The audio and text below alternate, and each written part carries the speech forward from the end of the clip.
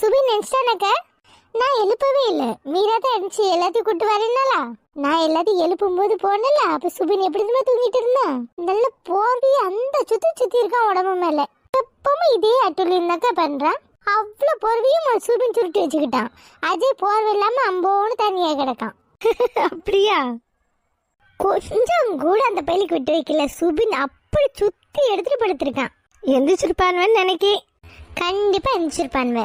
அதான் இழுவெல்லாம் எந்திரிச்சிட்டாள்வல்ல, இனிமே யாரையும் தூங்கிட்டுருவாள்வல்ல என்ன. அம்மா வந்துட்டியா? எவ்வளோ நேரம் டீ எந்திக்கிறதுக்கு? நல்லா தூங்குனேம்மா. இங்கே வா மக்களே, உட்காரு, காப்பியை குடி.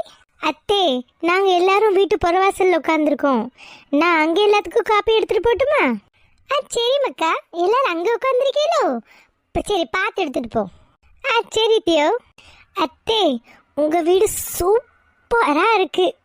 இங்கேயும் பாருங்களா, என்னலகா பூவெல்லாம் பூத்துருக்கு. இங்க பின்னாடி ரொம்ப அழகா இருக்கு. அந்த தூண் இருக்கிற ஹாலும் அது ரொம்ப அழகா இருக்கு. எனக்கு இங்க ரொம்ப பிடிச்சிட்டு. ஐயோ மீரா, உன்னை மருமகளாக்கதான் எங்க அக்காவுக்கு ரொம்ப ஆசை. என்ன செய்ய, மழை இல்லாம போயிடுச்சே. போங்கத்தே.